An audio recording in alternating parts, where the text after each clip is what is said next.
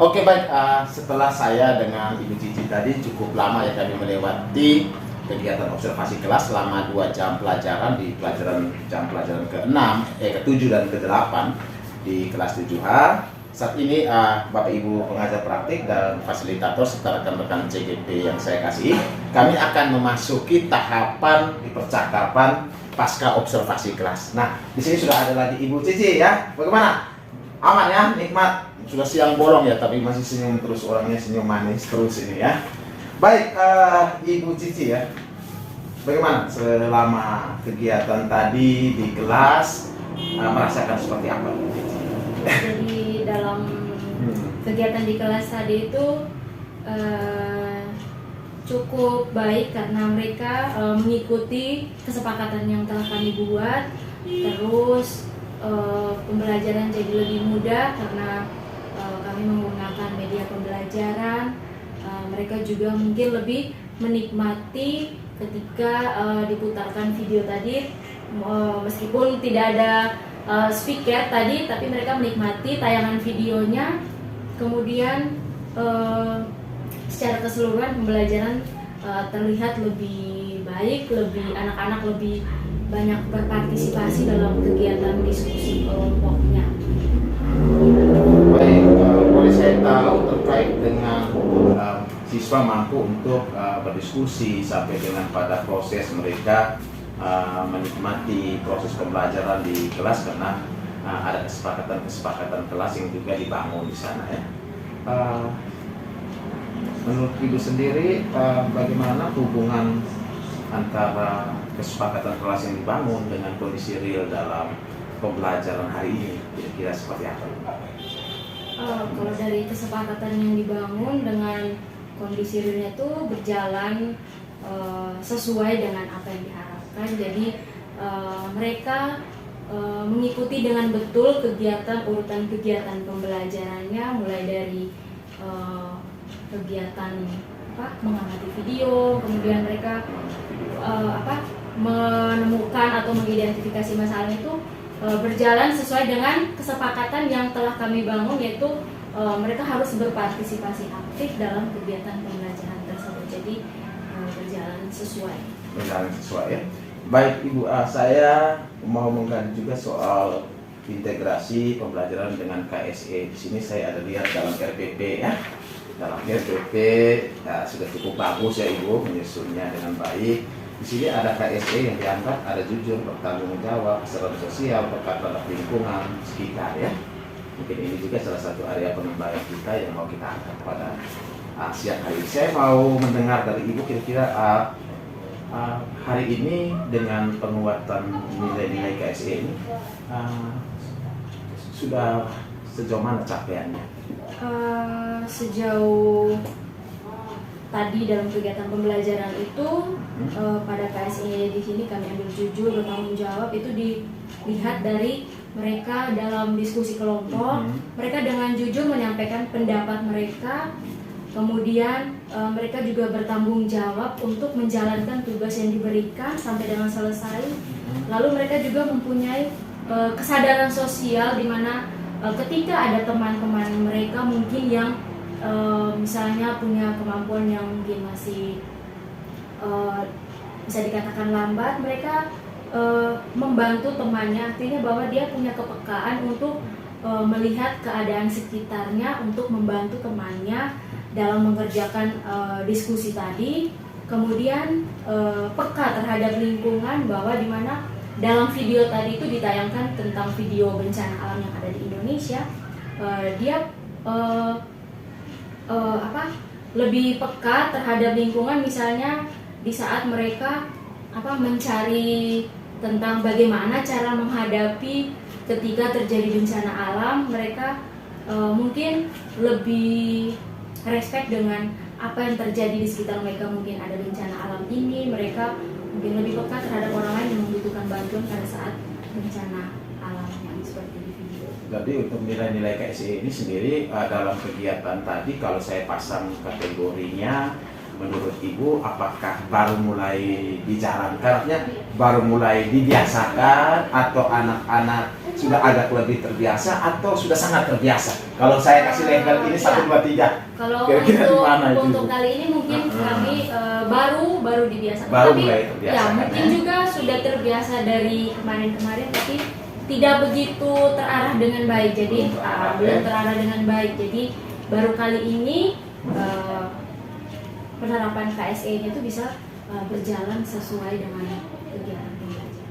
Oke, jadi mungkin saya tulis di sini ya, penerapan KSE ini baru mulai dalam tahapan-tahapan pembiasaan yang terbaik seperti itu ya, kurang lebih maksud Ibu ya. Memang selama ini sudah ada, hanya belum terstruktur atau apa ya, begitu ya. Luar biasa sekali Ibu. Dan saya hal menarik yang saya dapatkan dari RPP-nya Ibu yang sangat saya banggakan, karena Ibu memasukkan bagaimana kepekaan peserta didik terhadap lingkungan ini yang dikaitkan dengan tujuan pembelajaran. Saya pikir ini hal yang menjadi menjadi unik dalam RPP-nya Ibu juga. Ini bagus karena Ibu bisa melihat kontekstual sikap dengan tujuan pembelajaran yang mau kita terapkan. Saya pikir ini baik ya Ibu ya. Nah, dipertahankan terus ke depannya hal-hal yang sudah menjadi baik ini. Baik Ibu, saya ingin melihat juga sejauh mana Ibu merasakan pembelajaran dari model yang Ibu terapkan, dari metode pembelajaran yang Ibu terapkan, dan juga termasuk pemanfaatan atau penggunaan pembelajaran hingga pada pencapaian tujuan pembelajaran yang dalam konteks ini adalah mitigasi bencana yang diintegrasikan dengan KSE. Ibu sendiri, maksudnya saya mau gali, Ibu merasa di posisi nyaman, kurang nyaman, atau mulai nyaman, atau sangat nyaman sekali? Kalau saya posisikan, mulai dari dengan Ibu sebagai seorang guru yang berperan dalam pemimpin pembelajaran di kelas, kira-kira Ibu ada di mana posisinya? Apakah sangat tidak nyaman, kurang nyaman, atau mulai nyaman, atau sudah sangat nyaman? Mungkin sudah mulai masuk ke nyaman, karena iya, karena memang pembelajaran itu jadinya terstruktur dengan baik, mulai dari kegiatan awal, kemudian kegiatan inti sampai pada kegiatan penutup. Jadi mulai memasuki mulai nyaman dengan hal-hal yang seperti tadi. Nyaman dengan hal-hal seperti tadi ya. Nah Ibu, kita coba masuk ke topik percakapan dan catatan yang saya dapatkan selama supervisi ini. Dan catatan ini hanyalah sebagai sebuah panduan saya untuk mengkonfirmasi dengan Ibu sebagai seorang yang mengambil keputusan, bukan saya. Karena keputusan penuh dalam pembelajaran itu adalah Ibu ya, bukan saya. Karena saya hanya membantu untuk melihat proses yang terjadi di kelas. Baik Ibu, di sini tadi ada beberapa catatan saya terkait dengan pemetaan kesiapan pelajar.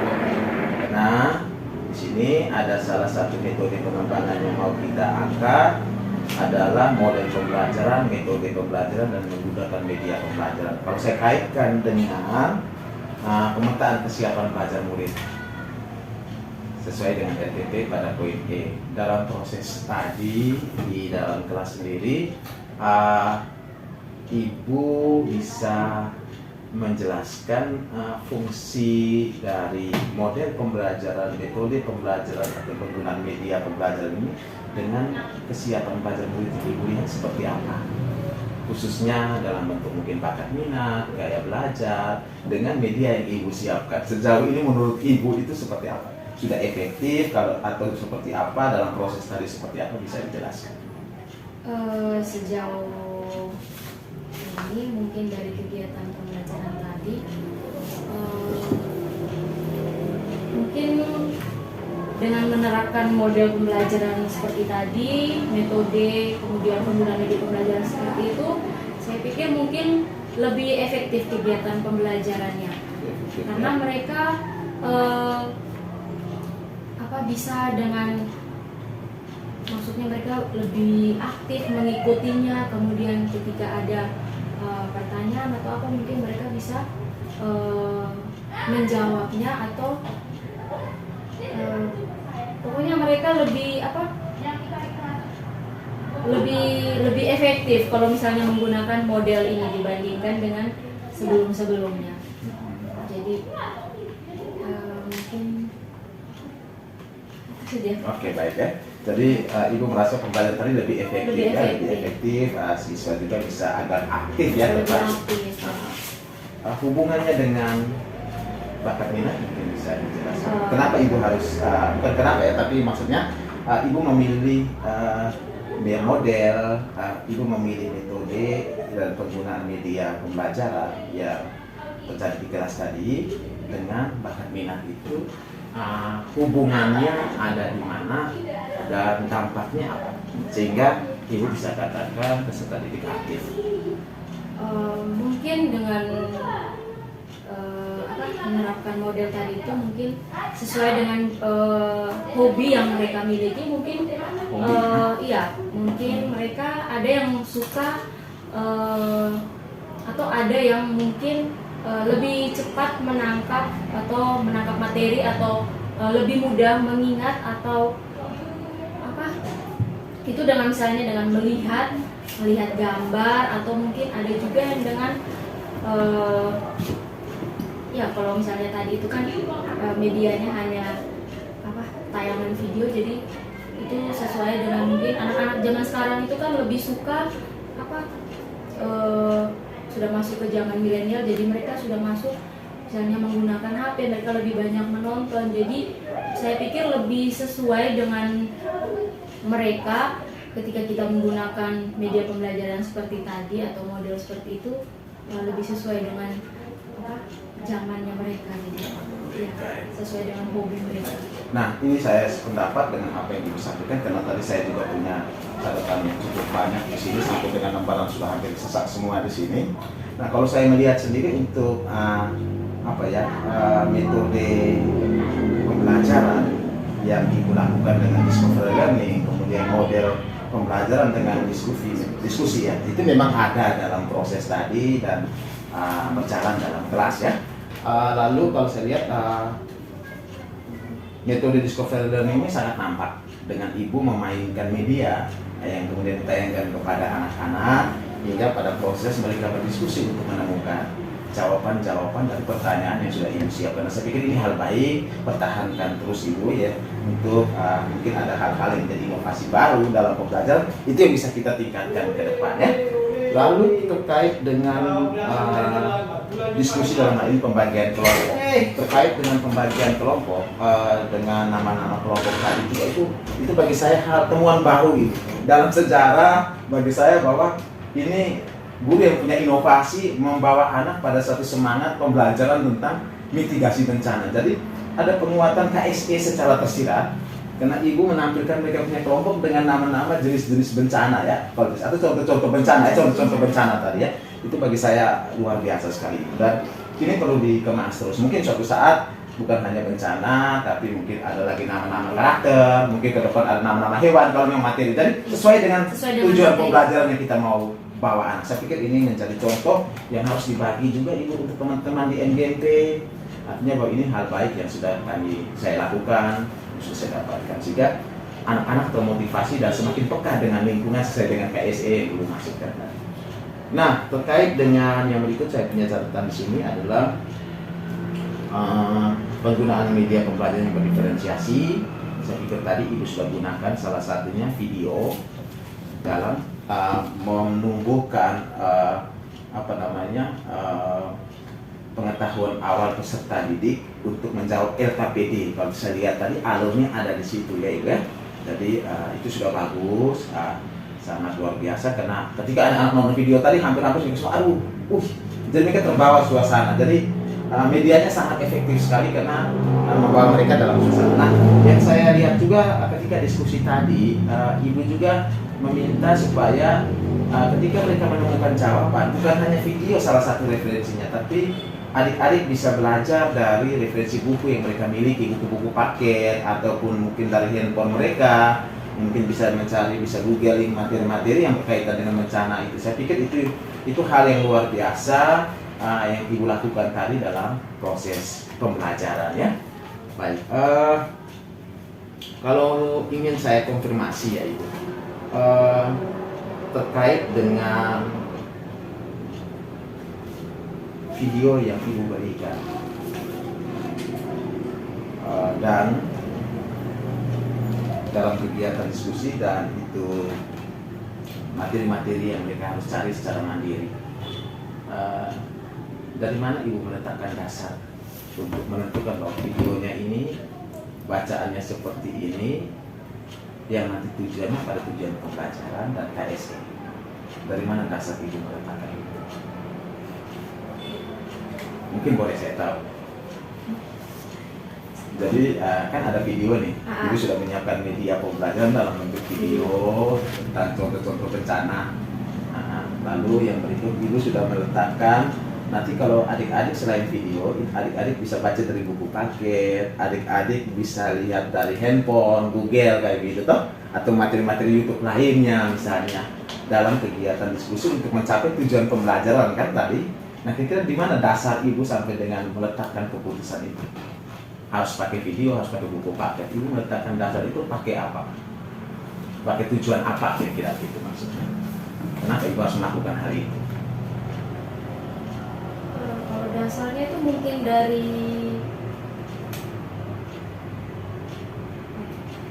bakat minat, atau mungkin dari lingkungan belajar, atau mungkin dari kesiapan belajar mereka dalam hal ini adalah mempersiapkan alat dan bahan belajar, media, ataukah mungkin ada hal-hal lain yang menjadi pertimbangan Ibu? iya, ini kan materinya berkaitan dengan bencana alam. Jadi kenapa sampai saya memberikan berupa video dan mungkin mencari materinya itu lewat internet ataupun sumber YouTube lainnya, karena memang bencana alam ini kan tidak terjadi setiap hari. Jadi mungkin mereka kalau misalnya pada saat sekarang kita suruh melakukan observasi itu kan betul, agak susah karena memang bencana alam itu terjadinya itu kita tidak tahu kapan. Jadi itu alasannya kenapa saya menggunakan video sebagai sumber bagi mereka untuk belajar atau untuk mencari tahu tentang bencana alam yang ada di Indonesia. Mungkin seperti itu. Jadi membantu sebagai referensi saja ya untuk adik-adik di kelas tadi untuk mencari tahu tentang jadi contoh-contoh bencana di Indonesia ya. Tapi tidak punya keterkaitan dengan bakat minat. Tujuannya untuk kebakat minat mereka yang ada yang suka nonton ya ini nontonnya, ada yang suka baca ya ini bacanya, ada yang mungkin merasa tidak nyaman belajar di dalam kelas ya mari kita diskusi di luar kelas. Mungkin maksud saya ada tidak pertimbangan-pertimbangan itu? Iya, mungkin ada juga pertimbangan seperti itu karena memang melihat anak-anak zaman sekarang itu mungkin memiliki hobi yang atau bakat yang memang mereka akan lebih paham jika kita menampilkannya dalam bentuk gambar atau mungkin dalam bentuk video. Kemudian mereka juga mungkin lebih menyukai lingkungan belajar yang misalnya lebih lingkungan belajar yang terbuka atau apa begitu mungkin. Ada yang butuh ketenangan, ada yang butuh keramaian, ada yang butuh dalam ruangan ber-AC, ada yang butuh di luar ruangan yang lebih segar kan begitu toh. Dan itu salah satu juga tujuannya selain mereka dibawa kepada pemahaman mereka untuk melihat konteks bencana dalam bentuk media yang disiapkan. Selain itu Ibu mengaitkan dengan bakat minat dan gaya belajar mereka kan begitu. Gaya belajar mereka untuk mencapai tujuan sehari-hari. Baik Ibu, luar biasa ya. Kalau saya lihat tadi juga memang seperti yang saya maksudkan, sehingga saya mau bertanya seperti itu.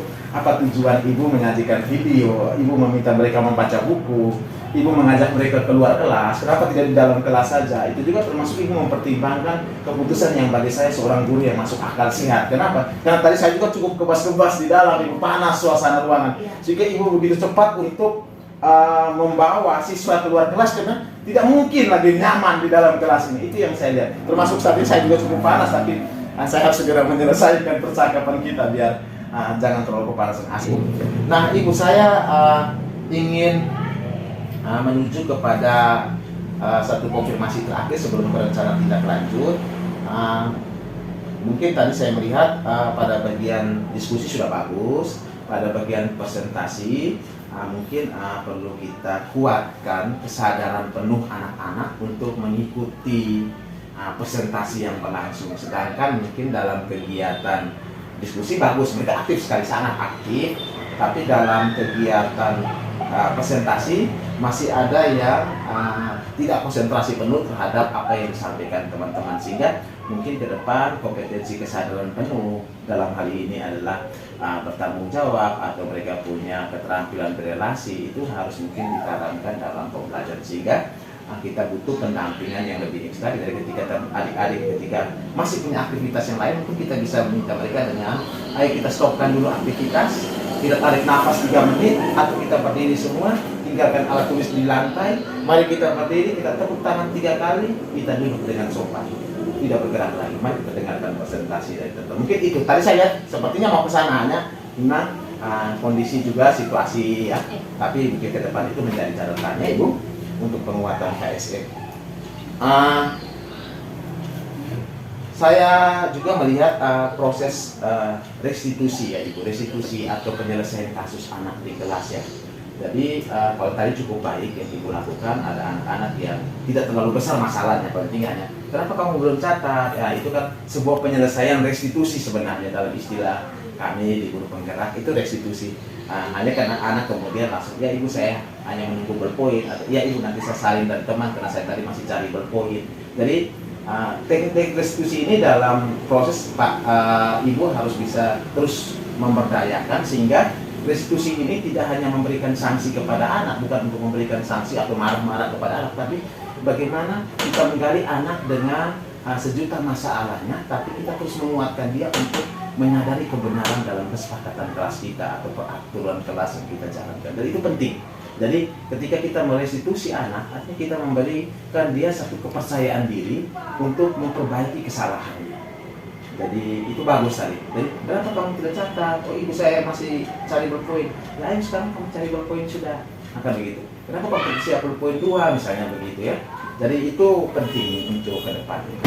Dan terakhir Ibu, saya mau ke rencana tindak lanjut. Menurut Ibu dari pembelajaran ini sudah cukup baik, nyaman. Apa yang menjadi tantangan Ibu dalam pembelajaran ini? Mungkin yang pertama itu di media pembelajaran. Media pembelajaran. Apa tantangannya? Mungkin harus dikemas lebih semenarik mungkin sehingga mereka itu lebih tertarik untuk mengikuti semua kegiatan pembelajaran. Misalnya mungkin tadi kan ada kekurangan di videonya itu misalnya suara, jadi mungkin untuk pembelajaran kali berikutnya itu mungkin diperhatikan lagi. Kemudian untuk modelnya juga mungkin lebih dikembangkan lagi, atau mungkin juga tadi itu mungkin belum maksimal.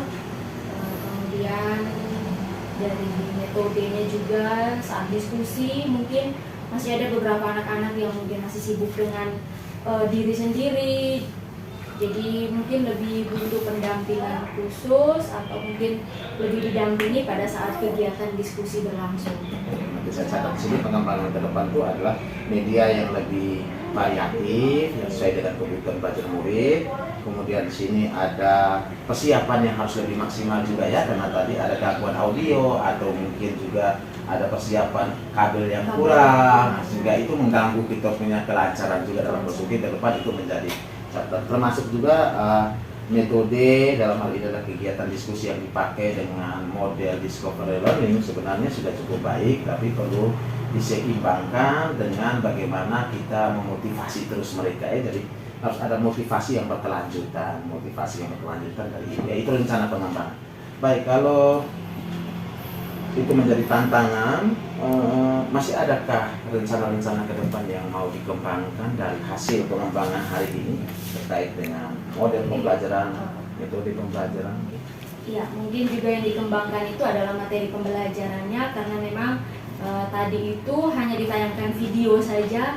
Mungkin juga anak-anak ini kan punya gaya belajar yang berbeda. Ada yang suka menonton video meskipun berjam-jam mereka tetap menonton, tapi ada yang suka melihat gambar saja karena lebih cepat, tampilkan gambar dia lebih cepat paham. kemudian ada yang sukanya itu hanya mendengar, atau juga ada yang memang suka membaca. Jadi mungkin lebih disiapkan lagi materi-materinya itu, misalnya berupa bacaan juga bisa, atau mungkin gambar dan lain sebagainya yang lebih menarik, sehingga mereka lebih tertarik untuk mengikuti kegiatan pembelajaran, sehingga mungkin kondisi di kelas itu lebih Bagus, iya, lebih aktif, lebih- kegiatan pembelajarannya lebih efektif.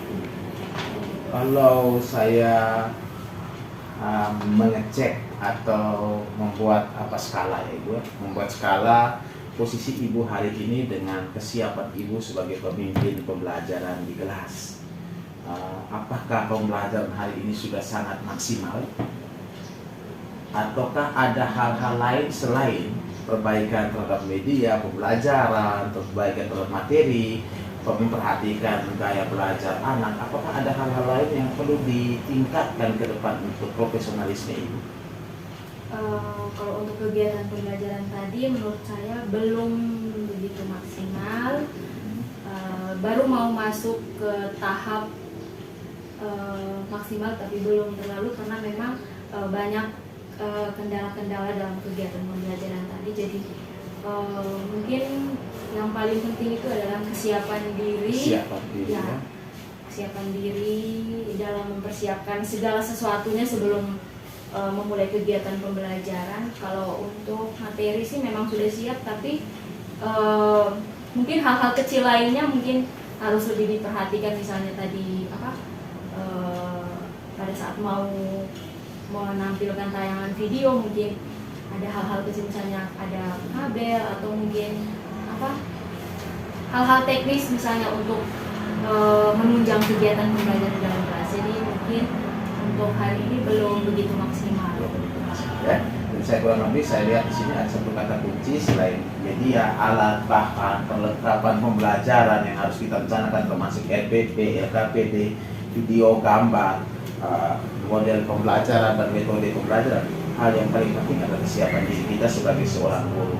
Maka perlu ke depan apakah ada pelatihan yang harus Ibu ikuti, proses pembelajaran, sehingga menambah kita punya wawasan. Itu juga penting kan. Jadi semakin lebih terbuka, oh ternyata saya tidak hanya sampai di sini, saya harus update, saya punya tingkat pemahaman ke tahap ini, ke tahap ini. Jadi butuh pelatihan juga ya ke depannya. Mungkin pelatihan terkait dengan pembelajaran berdiferensiasi, pembelajaran tentang penyelesaian kasus tentang restitusi. Karena mungkin suatu saat kita menghadapi anak dalam kelas, kita bingung mau pakai cara apa ini. Nah, lalu ada juga coaching, kita memberdayakan anak. Jadi ada restitusi untuk menggali masalah, tapi tidak menghakimi anak dengan sepihak, karena kita punya peran juga, ada peran kontrol.